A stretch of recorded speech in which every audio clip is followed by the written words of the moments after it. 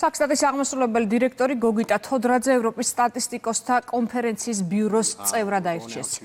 არჩევნები ჟენევაში გაეროს ევროპის ეკონომიკური კომისიის ორგანიზებით ჩატარდა. ევროპის სტატისტიკოსთა კონფერენცია რეგიონის ოფიციალური სტატისტიკის მართვის უმაღლესი ორგანოა, რომელიც 56 ქვეყანას აერთიანებს. ევროპის სტატისტიკოსთა ბიუროში ჩემი არჩევა წარმოადგენს არა მხოლოდ პირად პატივს, არამედ ჩვენი გუნდის მნიშვნელოვან წარმატებას და საქართველოს ვალდებულებას დარჩეს აქტიური პარტნიორი მსოფლიო მასშტაბით ოფიციალური სტატისტიკის განვითარებაში. ეს არის ჩვენი ქვეყნის სტატისტიკის სისტემის საერთაშორისო აღიარება და ჩვენი გუნდის მიღწევების დაფასება.